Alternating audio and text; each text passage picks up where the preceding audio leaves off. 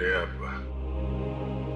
अच्छा किया तुम सिद्धार्थ को अपने साथ यहाँ ले आई।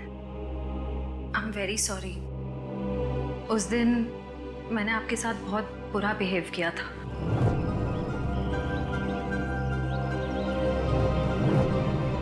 छोड़ो ना, मैं भूल गया हूं, तुम भी भूल जाओ। काश भूल पाना इतना आसान होता।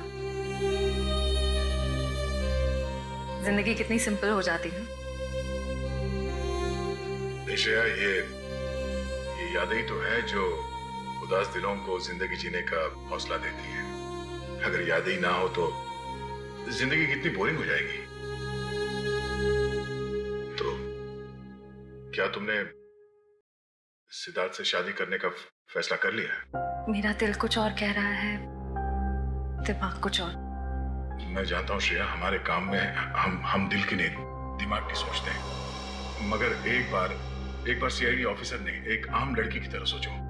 दिल का इस्तेमाल करो, उसकी आवाज सुनो। मेरे दिल में तो एक ही इंसान का नाम गूंजता रहता है, और वो नाम है श्रेया। सिद्धार्थ। सिद्धार्थ प्लीज, सिद्धार्थ मेरी बात तो सुनो प्लीज। अब सुनने को बाकी क्या रह गया? पूरी हकीकत मैंने अपनी आंखों से देख ली है। तुम दया से प्यार करती हो ना?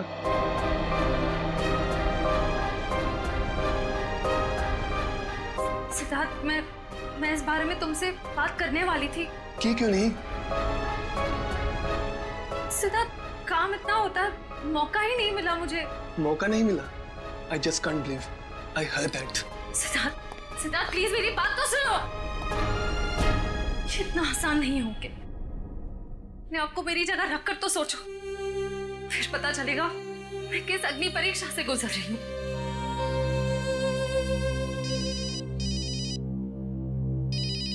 हेलो, कौन? सर, दोनों पति पत्नी थे, प्रमोद और शांति। सर, हमने कभी सपने में भी नहीं सोचा था कि हमारे होटल में ऐसा कुछ होगा। एक मिनट, आप बाहर खड़े रहिए।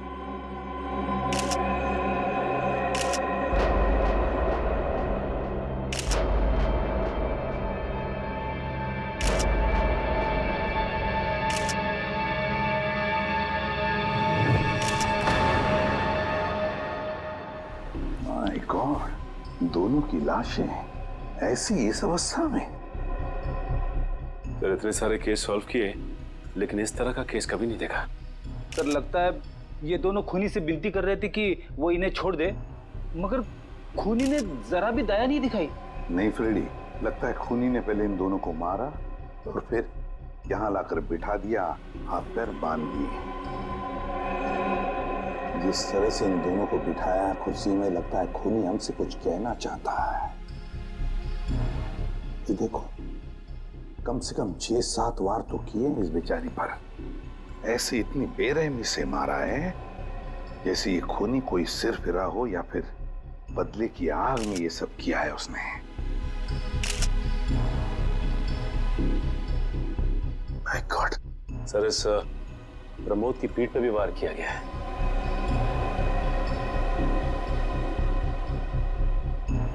क्या हुआ? सर, इसकी सांसें चल रही है, जिंदा ही है। प्रमोद जिंदा है? तुम्हें जल्दी से इसे हॉस्पिटल ले जाओ, इसका जिंदा रहना बहुत जरूरी है। संभाल के, चल। आजा।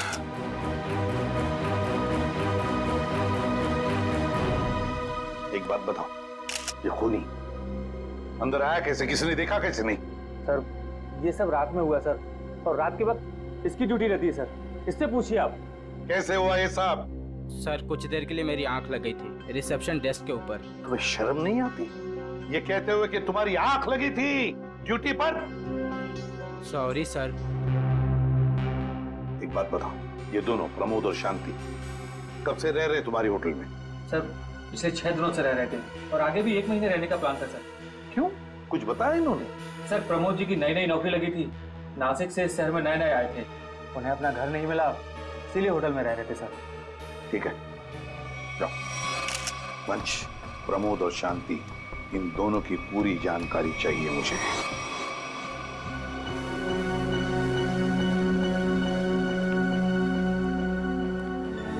हाँ सचिन, ये प्रमोद कैसा है? सर डॉक्टर ने ऑपरेशन शुरू कर दिया है, थोड़ी देर में पता चल जाएगा सर। लगता है सचिन, ये खूनी शांति को ही मारने आया था, प्रमोद को नहीं।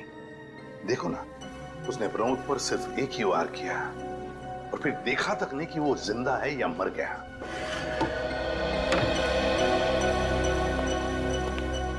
डॉक्टर साहब, कैसा है प्रमोद? हमने प्रमोद को बचा तो लिया है, मगर मगर मगर क्या?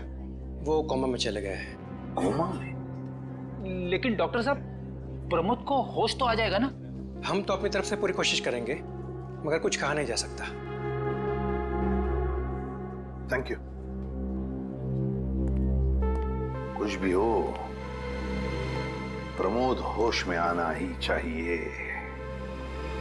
खूनी को सिर्फ प्रमोद ने ही देखा है। डॉक्टर साहब, शांति की लाश से कुछ पता चला?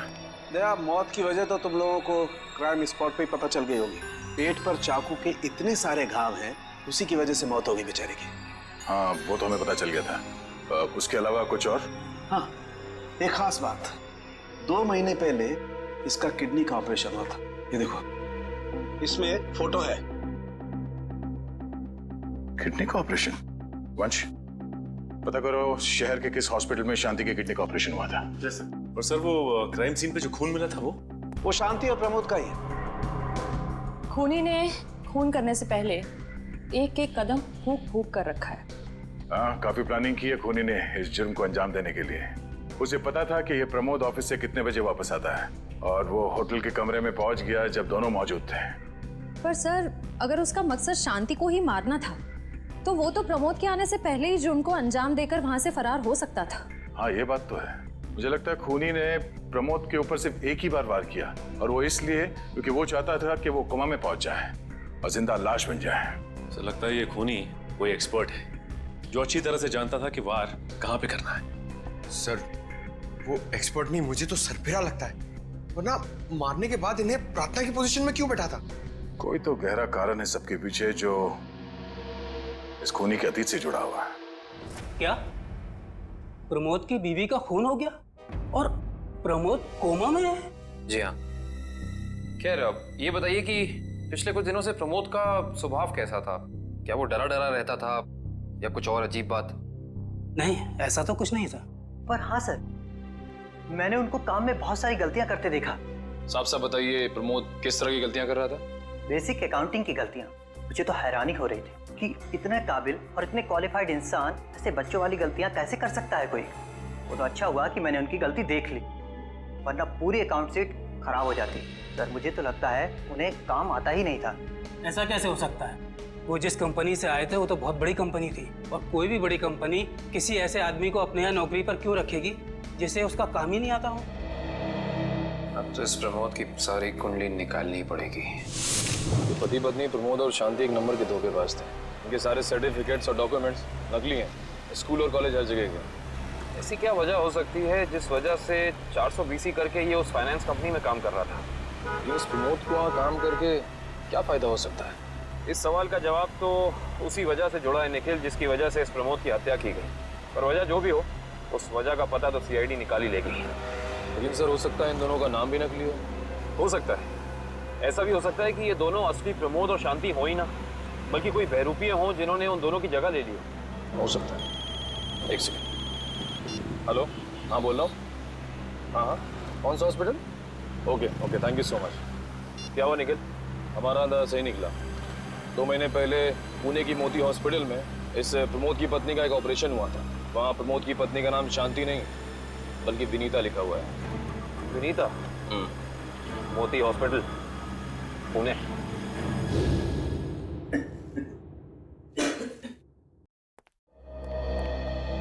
एक्सक्यूज मी, एक वक्त पे सिर्फ एक ही मरीज अंदर आएगा? हम लोग सीआईडी से। सीआईडी? मगर यहाँ मुजरिम कौन है? इसी की तलाश है हमें। एक्चुअली आपके हॉस्पिटल में 2 महीने पहले एक ऑपरेशन हुआ था, उसी के बारे में कुछ जानकारी चाहिए हमें। किसका ऑपरेशन? ये दोनों आपकी हॉस्पिटल में आए थे? ये तो मिसेस विनीता कुमार हैं। हाँ, मिस विनीता कुमार। और ये इनके पति, इनकी मौत हो गई? जी हाँ, विनीता कुमार का खून हो चुका है और उनके पति प्रमोद अब कोमा में है। डॉक्टर ये बताइए कि मिसेस विनीता कुमार ने किडनी का ऑपरेशन कराया था ना? जी हाँ। हम उसके मेडिकल रिपोर्ट्स देख सकते हैं? यहाँ पे तो पति का नाम त्रिलोक कुमार लिखा है। मतलब त्रिलोक बन गया प्रमोद और विनीता बन गई शांति। इस पेपर में उनके घर का एड्रेस लिखा हुआ है। चल के पता करें, शायद कुछ पता चल जाए। नहीं निखिल, कोई फायदा नहीं होगा। इनकी पहचानों की तरह इनका एड्रेस भी नकली होगा, देखना। हाँ, हमने इन्हें ऑपरेशन के कुछ रिपोर्ट्स कोरियर की थी, मगर वो कोरियर वापस आ गए थे। डॉक्टर ये बताइए कि इन्होंने ऑपरेशन का पेमेंट कैश में की थी या चेक से या किसी कार्ड से? इंश्योरेंस के जरिए। इंश्योरेंस? उस इंश्योरेंस कंपनी के कोई कागजात, कोई डॉक्यूमेंट्स हैं आपके पास? हाँ, इसी फाइल में होंगे। गुड।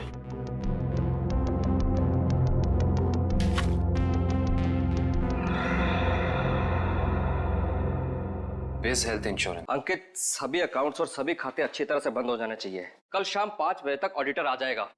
हो जाएगा सर। कभी सपने में भी नहीं सोचा था कि हमारी कंपनी का अंत इतना बुरा होगा। ये किस अंत की बात कर रहे हैं आप लोग? जरा विस्तार से समझाइए।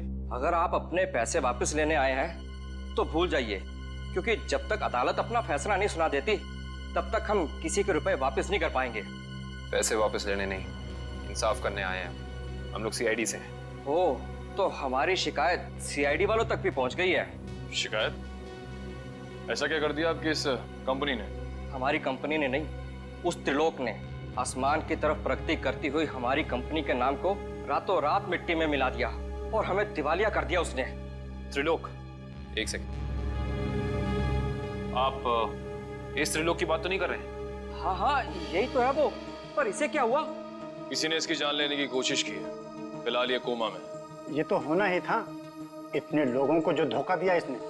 किस धोखे की बात कर रहे हैं? हमारी कंपनी के क्लाइंट्स को झूठे सपने दिखाकर कहा कि सबके पैसे एक ही महीने में 2 गुना कर दूंगा, पर सबके पैसे बटोरकर 9 तो 11 हो गया वो। और क्लाइंट हमारी कंपनी से पैसे वापस मांग रहे हैं। बैंकक्रप्ट हो गया। इतने सालों से कंपनी की बनी बनाई इज्जत मिट्टी में मिल गई। खोए हुए पैसे और खोई हुई इज्जत तो फिर से कमाई जा सकती है, पर खोई हुई जान तो वापस नहीं आ सकती ना। क्या त्रिलोक ने किसी की जान भी ली है? हाँ, हमारी कंपनी के सीईओ अनुज जी, जो कि सदमे को बर्दाश्त नहीं कर पाए और दिल का दौरा पड़ने से उनकी मौत हो गई। कहीं ये सारा हमला अनुज जी का कोई करीबी तो नहीं कर रहा है? अनुज जी की मौत का बदला लेने के लिए? हो सकता है। अनुज जी के परिवार में कौन कौन है? उनकी पत्नी सुधा, जो कि अभी सदमे में है, और उनका बेटा विक्की। विक्की? इस विक्की का फोन नंबर दीजिए जरा। विक्की के फोन का सिग्नल यहीं आसपास बता रहा है। होगी। अच्छा, अभी भी मागाधीर रोड की तरफ मुड़ा है। मागाधीर?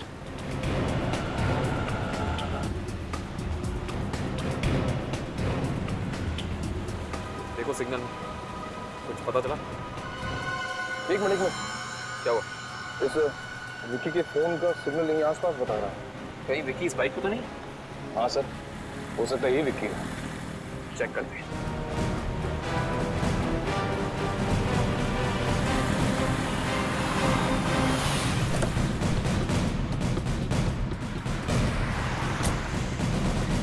सुनो भाई साहब, तुम ही विक्की हो?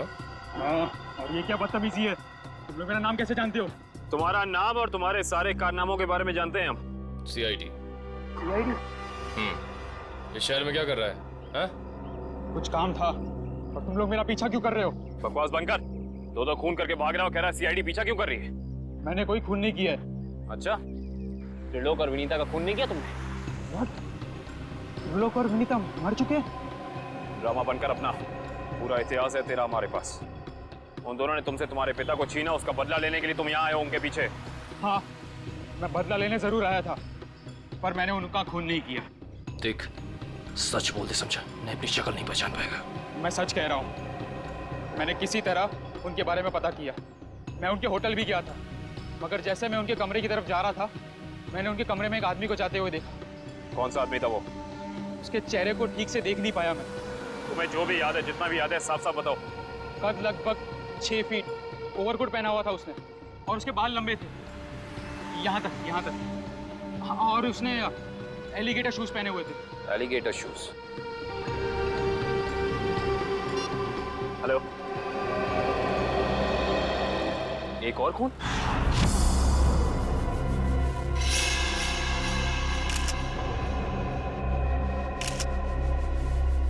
लाश ऐसे अजीब ढंग से क्यों बैठा है? कमाल है सर, पिछले वाले केस में खूनी ने उन दोनों को होटल में चाकू मारकर प्रार्थना वाली पोजीशन में बैठाया था और इसे गोली मार के इस तरह से। लगता है दोनों का खूनी एक ही है। गोली सीधे माथे के बीचों बीच मारी है। अगर ये सीरियल किलर होता तो इसे भी चाकू से मारता सर, क्योंकि विनीता को उसने चाकू से मारा था, इसे तो गोली मारी। हाँ, मगर लाशों को ऐसे एक ही ढंग से बिठाना क्या दो अलग अलग खूनी करेंगे? मुझे लगता है दोनों का खूनी एक ही है। और जिस वक्त इस तिग्मांशु का खून हुआ, लगता है खाना खाने ही वाला था।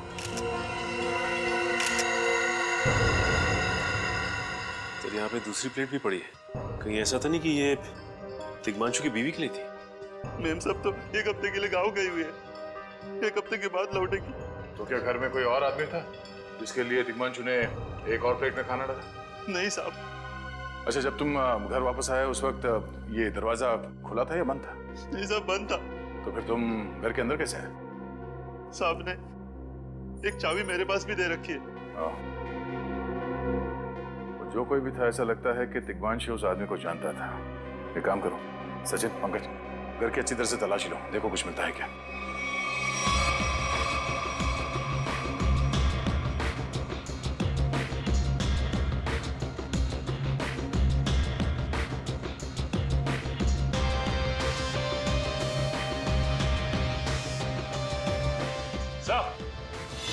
हाँ सचिन,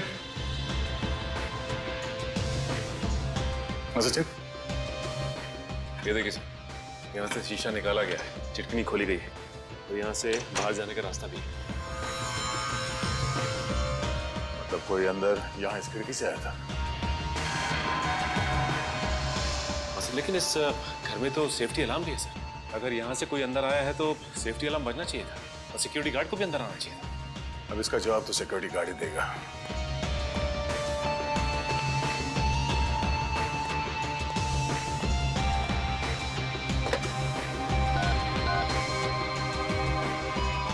हेलो सिक्योरिटी। अच्छा, आज दोपहर को तिग्मांशु जी के घर से अलार्म बजा था, तो फिर आप चेक करने के लिए उनके घर पे क्यों नहीं आए? ओ आई सी, पिछले हफ्ते भी? ठीक है, थैंक यू। क्या बोला सर ये सिक्योरिटी वाला? सिक्योरिटी का कहना है कि अलार्म बजा था और उन लोगों ने घर में फोन भी किया, तो तिग्मांशु जी ने कहा कि गलती से अलार्म बज गया, इसलिए वो लोग ऊपर नहीं आए। सर, हो सकता है तिग्मांशु ने मजबूरी में कहा, खूनी ने उसके सर पे गन तान दी हो। कुछ कह नहीं सकते। बात करते वक्त अगर थोड़ी सी भी टेंशन हो आवाज में तो ये सिक्योरिटी वाले तुरंत भाप लेते हैं। दरअसल पिछले हफ्ते भी तिग्मांशु के घर से अलार्म बजा था और जब सिक्योरिटी वालों ने फोन किया था, तिग्मांशु ने यही कहा था कि गलती से बच गया। सर, ये खूनी काफी चालाक लगता है, खेल खेल रहा है। देखते हैं, जरा देखो इस घर में कुछ और मिलता है क्या। खूनी ने कोई ना कोई सुराग जरूर छोड़ा होगा, चेक करो।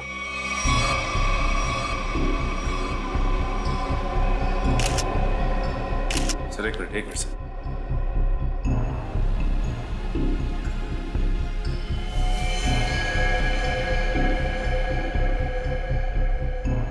ये देखिए सर, खून। खून यहाँ कैसे?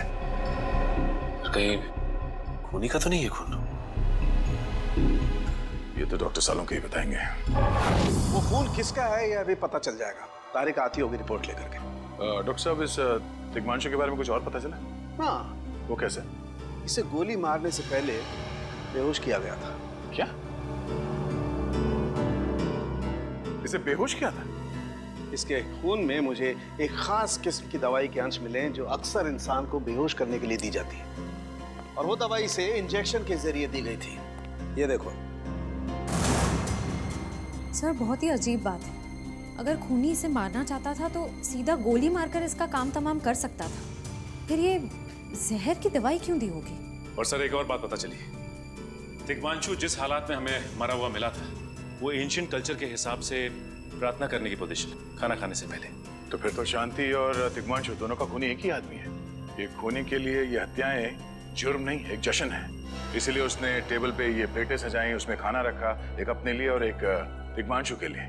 और सर दिग्मांशु को प्रार्थना की पोजीशन में बैठा के उसने गोली मार दी। सर मैंने कहा था ना, ये खूनी एकदम सरफिरा है सर। हाँ सर, लगता है ये खूनी अपने आप को बहुत शक्तिशाली महसूस करता है। जिस वक्त इन सबकी गर्दनें झुकी होती हैं उसके सामने, उसे आनंद आता है। नहीं सचिन, खूनी का मकसद लोगों को अपने सामने झुकाना नहीं, बल्कि अपने लिए प्रार्थना करवाना था। क्या मतलब? ये रही उस खून की रिपोर्ट। ये खून ना ही दिग्मांशु का है और ना ही उसके घर वालों का। ये खून उस खूनी का ही है। खूनी का? मगर वहां तो हाथापाई के कोई निशान नहीं मिले, और उस जगह को देख के ऐसा लगा भी नहीं कि दिग्मांशु ने सेल्फ डिफेंस में खूनी के ऊपर हमला किया होगा। वो इसलिए दया क्योंकि ये खून खूनी ने अपने मुंह से थूका था। हमें इसके खून में से इसके सलाइवा के कुछ अंश भी मिले। उसकी तबीयत खराब है क्या? हाँ, वो बीमार है। उसके खून में एथिमोलाइसिन नाम की दवाई का अंश मिले हैं और उसका कीमोथेरेपी हुआ था। इसका मतलब उसे कैंसर है, ब्रेन का कैंसर, लास्ट स्टेज का ब्रेन कैंसर। इसीलिए वो लोगों से अपने लिए प्रार्थना करवा रहा है ताकि उसकी ये बीमारी ठीक हो जाए। हमारे क्रिमिनल डेटाबेस में चेक करो, पता करो ये कोई पुराना पापी तो नहीं है। नहीं सर, उस खूनी का हमारे क्रिमिनल डेटाबेस में कोई रिकॉर्ड नहीं है। कोई इतिहास नहीं है? नहीं सर। सर दिग्मांशु की पूरी कुंडली निकाल के लाओ सर। प्रमोद की तरह इसकी पहचान भी नकली है। What? हाँ सर, ये देखिए, उसका असली नाम राकेश है और जिस तरह प्रमोद को चासू बीसी की आदत थी, ठीक उसी तरह राकेश भी भूली भाली लड़कियों को फंसाता था शादी के झांसे में। कई लड़कियों ने आत्महत्या किया इस दिग्मांशु और राकेश के चक्कर में। हाँ सर, शादी के बाद उनके पैसे लेके ये गायब हो जाता। सर इसका मतलब खूनी ने 2 ऐसे लोगों को मारा जो पहले से मुजरिम थे। शायद उसने सोचा होगा कि मरने से पहले कुछ अच्छे कर्म कर लूं। नहीं श्रेया, जरूर कोई रिश्ता रहा होगा उसका इन दोनों अपराधियों के साथ। पता करो इन दोनों अपराधियों का केस किस पुलिस स्टेशन में फाइल किया गया था? सर, ब्रेन कैंसर के जितने भी पेशेंट्स हैं शहर में, उन सबकी लिस्ट मिल गई है सर। कुल मिला के ऐसे 50 पेशेंट्स हैं, जिसमें से 10 पेशेंट्स ऐसे हैं जो कैंसर की लास्ट स्टेज पे हैं। उनमें से 4 औरतें हैं, बचे 6। हाँ सर, और इन 6 में से 4 ऐसे हैं जो 70 साल से ऊपर के बुजुर्ग हैं। अब बचे 2, ये उदय और भानु। तुम इन दोनों से मिले? हाँ सर, ये उदय 6 महीने से हॉस्पिटल में है। और भानु? भानु सर 1 महीने से हैदराबाद में। ये कैसे हो सकता है सचिन? अगर वो मुजरिम इसी शहर में है तो कहीं ना उसका इलाज चल रहा होगा ना कहीं से वो दवाई खरीदता होगा। वंश सर, इस शहर में जितने भी केमिस्ट है जहाँ पे ब्रेन कैंसर की दवाइयाँ बेची जाती है, उन सब की लिस्ट चाहिए मुझे। सब पता चल गया।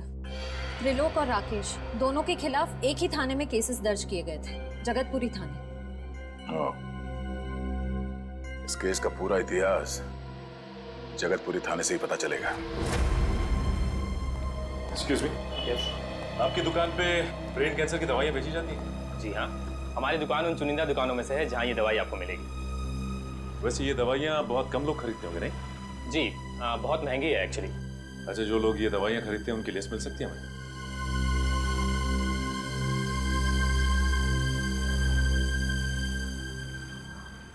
ये रही वो लिस्ट।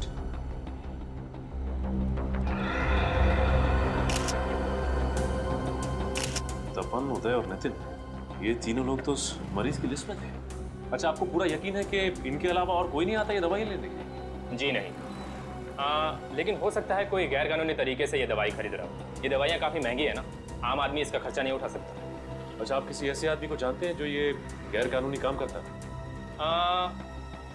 एक आदमी है, आंद्रे नाम है उसका।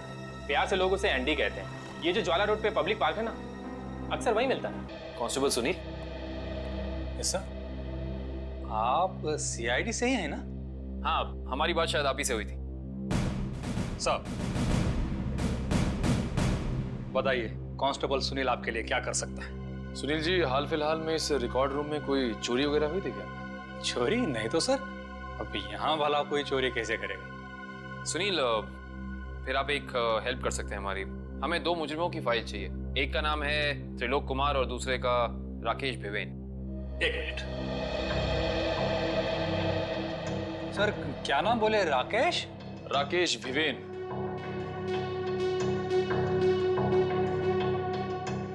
कमाल है, इसकी फाइल तो है नहीं यहाँ। अच्छा वो दूसरा नाम क्या बोले? त्रिलोक त्रिलोक कुमार। इसकी भी नहीं है? दोनों की फाइल्स नहीं। हाँ सर, लेकिन यहाँ पर चोरी की तो कोई घटना नहीं घटी। पता नहीं फाइलें गायब कैसे हो गई। सुनील, यहाँ याद करने की कोशिश करो, हाल ही में कोई दुर्घटना घटी थी क्या? पिछले महीने ऑफिस एरिया में आग लग गई थी, तो अच्छा हुआ फायर ब्रिगेड वाले जल्दी आ गए और हमारे रिकॉर्ड्स नष्ट नहीं हुए। जरूर ये आग भी जानबूझकर लगाई गई थी। आग लगने की वजह क्या थी? वो बताया गया कि मेन स्विच बोर्ड के अंदर शॉर्ट सर्किट हुआ था। कोई इलेक्ट्रिशियन भी आया था काम करने के लिए। जरूर वहीं छेड़छाड़ की गई है। उस इलेक्ट्रिशियन का कोई आता, कोई पता, कोई कांटेक्ट है? दूसरे कांस्टेबल के पास था, लेकिन वो तो रिटायर होकर गांव चले गए। हाँ, कोई बात नहीं। सुनील, एक काम करिए, आप चेक करके बताइए कि और किन किन मुजरिमों की फाइल्स यहाँ से गायब हुई हैं। Okay sir. पता तो चले आखिर अगला शिकार है कौन इस अनोखे खूनी का। ये ले पैसे। अरे ये दवाइयाँ तो असली है ना। अरे अंकल जी, ये जो शक की बीमारी है ना, कैंसर से भी ज्यादा खतरनाक है। अगर आपको यकीन नहीं है कि ये दवाई असली है या नहीं, तो खुद जाकर दुकान से क्यों नहीं खरीद लेते? अरे तुम तो बुरा मान गए, मैं तो बस ऐसे ही पूछ रहा था, मेरा मतलब वो नहीं। जानते हो, इस तरह से दवाइयाँ बेचना और खरीदना दोनों गैर कानूनी है। आखिर तुम्हारा कोई फायदा नहीं है। मैंने सुना था कि सीआईडी बड़े-बड़े केस हैंडल करता है। मैं तो छोटा-मोटा चोर हूँ, जाने दो ना साहब। हाँ मिस्टर छोटे चोर, ये बताओ कि तुम्हारे पास से ये दवाइयाँ खरीदने के लिए कोई ऐसा आदमी आता जो 6 फीट लंबा था और लंबे लंबे बाल थे उसके, और वो एलिगेटर वाले शूज पहनता था? हाँ, वही जो आगे से नुकीला होता है। हाँ, आया था चिराग। आप लोग चिराग को ढूंढ रहे हो? हाँ। कहाँ मिलेगा ये चिराग? चिराग? लगता है चिराग घर पर नहीं है। कमरे अच्छी तरह से चेक करो, देखो कुछ मिलता है क्या। पंकज, कंप्यूटर चेक करो।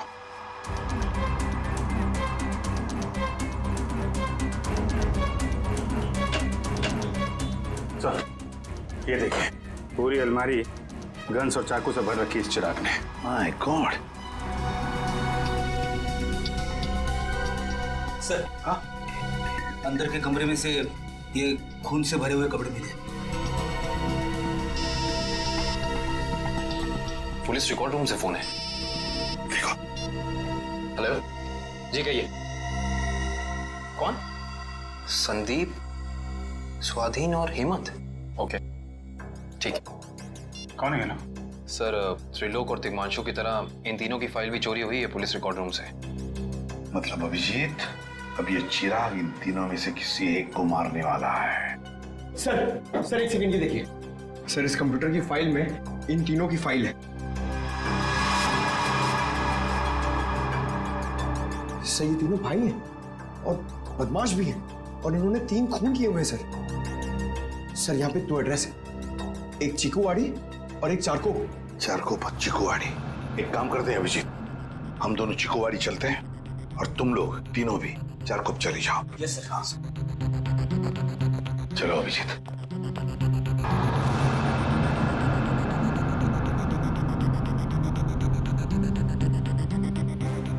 क्या हुआ सर? अभिजीत, ये पेन, ये मेरा पेन है अभिजीत। आपका पेन? यहाँ पे कैसे सर? ये पेन मैंने जग्गा को दिया था, जग्गा को। जग्गा सर? वो आपका खबरी? हाँ अभिजीत, मेरा खबरी। मगर जग्गा तो मर चुका है सर। हाँ अभिजीत, तो मर चुका है, लेकिन जिस खून में तलाशी करने में मदद की थी जग्गा ने हमारी, उस वक्त वो खून भी इसी तरह हो रहे जैसे आज हो रहे हैं। खून करने के बाद लोगों को प्रार्थना की पोजीशन में रखा जाता है। चलते हैं सर। नहीं अभिजीत, क्योंकि अभिजीत जिस तरह से वो खून किए जा रहा है, लगता है मुझे संदेशा भेज रहा है, मुझे मिलना चाहता है अकेले में।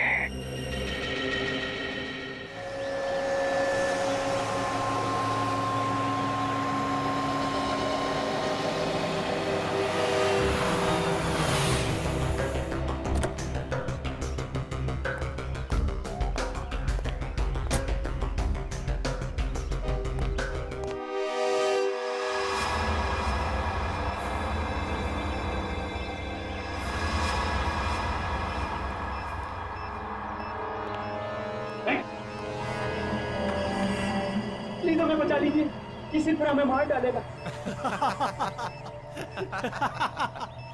घबराओ मत, मैं इसे भी प्रद्युम्न हूँ, कुछ नहीं होने दूंगा तुम्हें। इनकी बातों को ज्यादा सीरियसली मत लेना।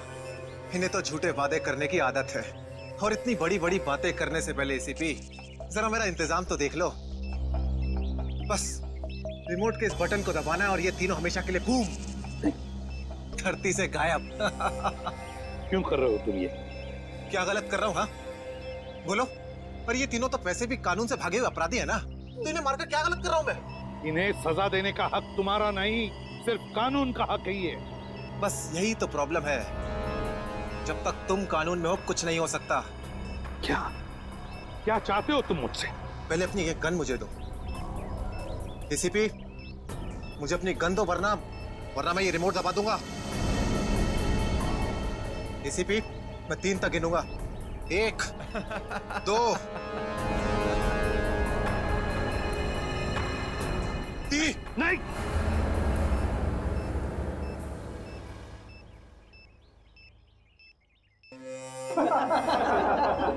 बहुत अच्छे, बहुत अच्छे।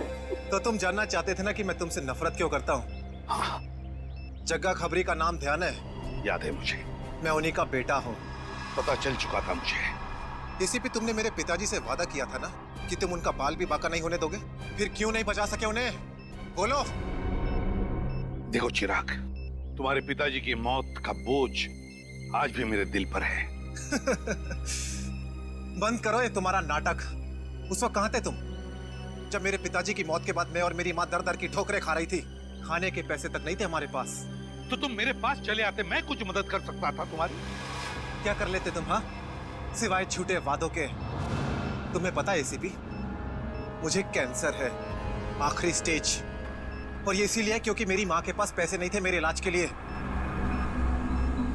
मैं तुम्हारा दुख समझ सकता हूँ चिराग, तुम्हारी तकलीफ समझ सकता हूँ, मगर इन तीनों ने क्या बिगाड़ा है तुम्हारा? तुम इन तीनों की जान बचाना चाहते हो? हाँ।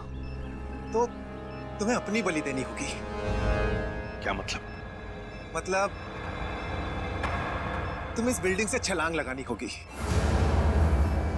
ताकि फिर कोई जग्गा खबरी सीआईडी का शिकार ना बने।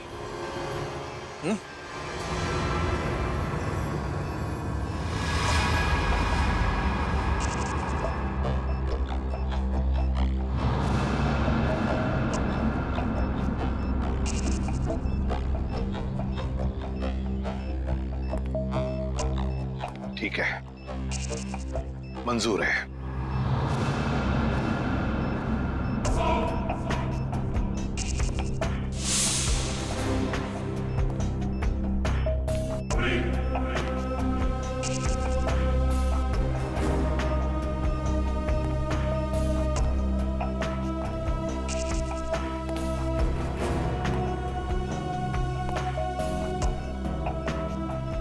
चढ़ो एसीपी, चढ़ो।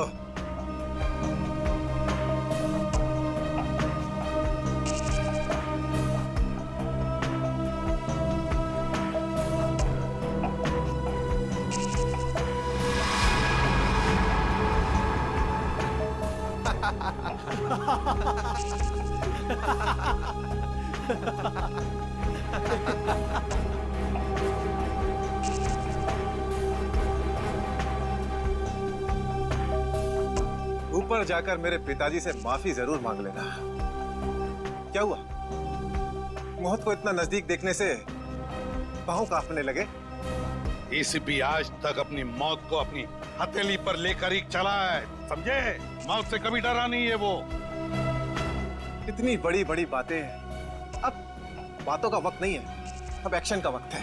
कूदो एसीपी, छलांग लगाओ और अपनी ये बेहतरीन जिंदगी को अलविदा कह दो। चलो। 1 मिनट, मैं जरूर कूदूंगा, लेकिन तुम पर कैसे विश्वास कर सकता हूं कि मेरे कूदने के बाद तुम इन तीनों को छोड़ दोगे? तुम्हारे पास और कोई चारा भी नहीं है। कूदो एसीपी, वरना मैं इस रिमोट का बटन दबा दूंगा।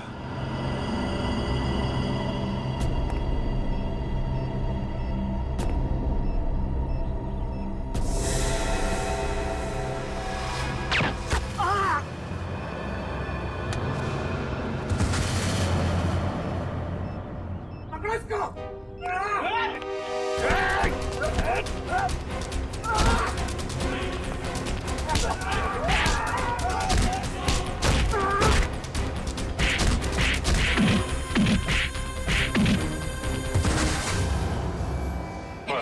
चिराग, बहुत चला लिया न्याय की अदालत।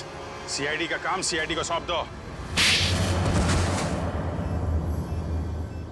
रेडी? पंकज, उन तीनों के शरीर से बॉम्ब हटा दो, संभाल के। और तुम मेरे दोस्त, मेरा कबरी जग्गा के बेटे लगते ही नहीं। उस बेचारे ने तो अपनी जान कुर्बान की हमारी मदद करने में, कानून की मदद करने में। मगर तुम, लानत है तुम पर, जैसे घटिया काम करने निकले थे। दो खून किए तुमने। तुम्हें तो शायद फांसी ही होगी, फांसी।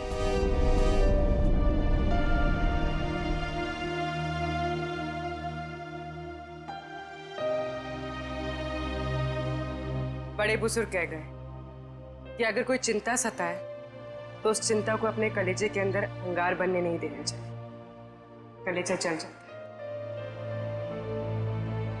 मुझे कोई चिंता नहीं सता रही है। In fact I think I am the luckiest girl in the world right now. CID में सब मेरे काम से खुश हैं। मेरे पास तुम दोनों जैसे दोस्त हैं। मेरी शादी होने वाली है। एक लड़की को और क्या चाहिए होता है? शायद प्यार। प्यार भी तो है ना मेरे पास। मम्मी पापा का प्यार, दोस्तों का प्यार और सिद्धार्थ का प्यार। जुबान की बात दिल से मेल नहीं खा रही है श्रेया। मतलब ये कि दिल की बात जुबान पे लाने का वक्त आ गया है श्रेया। वो श्रेया कहाँ गई? हाँ, जो अपने सारे डिसीजंस खुद लेती थी, जिससे पता था कि उसको अपनी जिंदगी में क्या चाहिए। हाँ श्रेया, अब वक्त आ गया है। तुम्हें किसी एक को चुनना ही होगा। और अगर तुमने एक स्ट्रॉन्ग डिसीजन नहीं लिया ना, तो उसका असर तुम्हारी जिंदगी पर नहीं, बाकी दो जिंदगियों पर भी पड़ेगा। मैं क्या डिसीजन लूं? किसे चुनूं?